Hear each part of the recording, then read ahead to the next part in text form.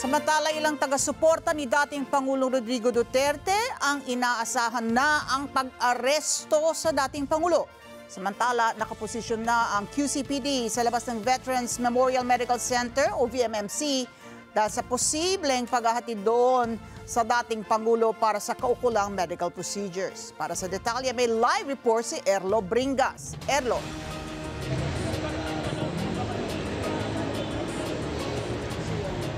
Ali, nananatiling mahigpit ang seguridad sa loob at labas itong Veterans Memorial Medical Center dahil nga doon sa posibilidad na baka dalhin dito si dating Pangulong Rodrigo Duterte matapos na dumating sa bansa kaninang umaga. Pero mga taga-suporta ng dating Pangulo ay hindi na raw nagulat pa at inasahan na raw yung mangyayari na ganyang sitwasyon ngayong araw. Matapos ang ginawang kampanya sa Hong Kong ng grupong PDP Laban, lumapag na kaninang umaga sa NAIA Terminal 3 ang flight sakay si dating Pangulong Rodrigo Duterte kasama ang kanyang pamilya. Pero sa kanyang paglapag kaninang umaga sa NAIA Terminal 3, dito sabay-sabay na naglabasan ng impormasyon na aarestuhin na din pala ang dating Pangulo matapos na matanggap na nga ng Interpol Manila ang arrest warrant mula sa International Criminal Court o ICC. Sinalubong si FPRRD ng mga opisyal mula sa Philippine National Police para ihain ang arrest warrant. Pero sa kabila niyan, inasahan na daw ng ilang taga-suporta at mga taga-tanggol sa social media ang ganitong sitwasyon at hindi na raw sila nagulat pa. Ayon sa mga nakapanayam ng Net25 ng mga social media personalities na sina Mike Cervera at Biahnico, hindi na daw sila nagulat pa sa mangyayari ngayong araw. Para sa akin, malungkot na masaya. Bakit ako masaya and bakit malungkot? Malungkot para sa pamilya ng mga Duterte, and we know na mag-8 years old na yung matandang dating Pangulo, makukulong pa. Masaya dahil mabibigyan natin ng justice yung 30,000, if I'm not mistaken, yung 30,195 Filipino who died on extrajudicial killing. Kailangan mapanagot, mabigyan natin ng hustisya yung pagkamatay ng mga Pilipinong ito na hindi maipaliwanag ng dating administrasyon. Siyempre, hindi naman sa atin yung mga balibalita, na matagal na rin nating inaantayan yung pagpasok ng ICC para nga i-serve ang warrant dito sa dating Pangulong Duterte. Parang hindi na kami na-surprise. Parang ganon. Parang yung bang pakiramdam na okay, talagang mangyayari yan sa ayaw at gusto ng lahat. Ano po? Sabi pa ng dalawang social media personality, wala din naman daw magagawang kampo ng dating Pangulo, lalo na naihain na ito sa ICC kung kahit panawagan nila na sundin na lamang ang proseso ng batas. Kasabay na din ito ang panawagan sa gobyerno na magkaroon ng kapayapaan at unahin daw ang mga dapat na unahing problema ng bansa. Maaari, huwag na kayong mag-aksaya ng lakas, ng pagod at oras dyan sapagkat wala rin naman mangyayari.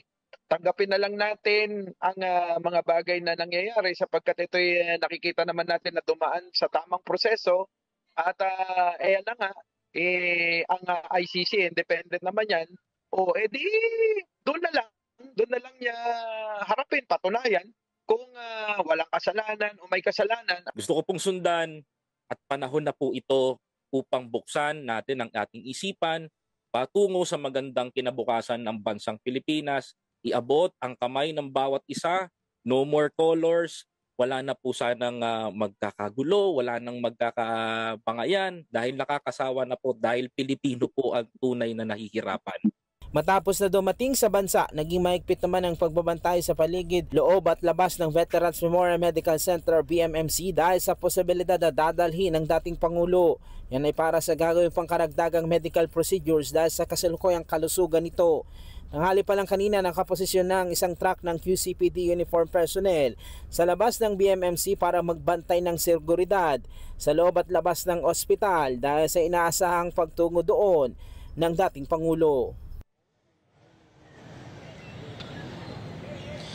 Samantala, Ali, bago mag-alas 6 ng gabi ngayong kanina ay nadagdagan pa itong mga truck ng PNP na pumunta dito sa BMMC mula sa isa kaninang tanghali ay naging 3 na ito at yung isang truck ay pinasok dito sa loob ng Veterans Memorial Medical Center.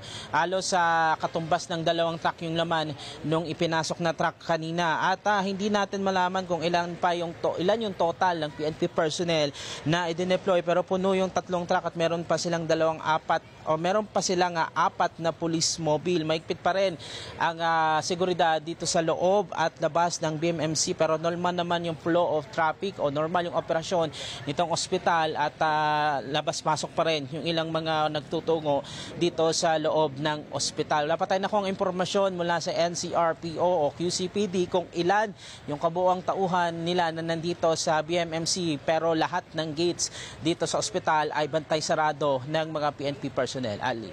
Okay, Erla, ang tanong ko, nagbigay ba ng update sa kasalukuyang kalagayan ni Pangulong former President Rodrigo Duterte dahil kanina lumabas sa social media yung parang medical certificate ng isang si Dr. Rosa Alincino at sinasabi niya na 328 daw yung glucose level ng dating Pangulo at ang kanyang payo ay admission para daw maiwasan ang mga komplikasyon dulot nitong kanyang napakataas na glucose level at maiwasan yung diabetic ketoacidosis, no?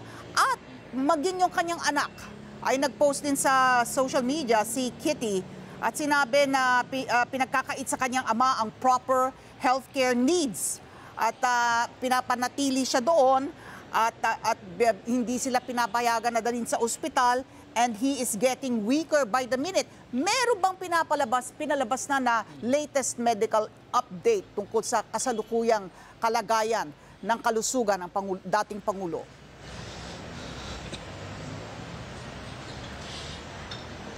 Yes, Ali, as of this moment, wala pa ring update mula sa kampo ni dating Pangulong Rodrigo Duterte kung ano nga ba yung kalagayan ng dating Pangulo. Taging yung pinost laman ng kanyang anak na si Kitty Duterte, yung naging pinaka-impormasyon ngayon sa dating Pangulo kung ano na bang kalagayan nito habang nandun pa sa Villamor Air Base. Sinubukan natin kausapin yung pamunuan nitong ospital para makakumpirma kung dito nga ba dadalhin.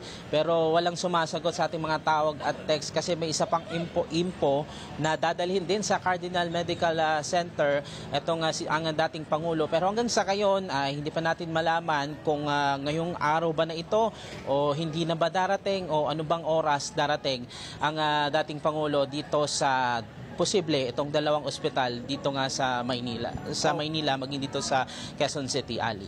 Alright, maraming salamat. Erlo Bringas nagulat live mula sa Veterans Memorial Medical Center. Maraming salamat sa inyo pong pagsubaybay sa Mata ng Agila Primetime. Para malaman ang matatag, matapang at matapat na mga balita, i-follow lamang at mag-subscribe sa @Net25 TV.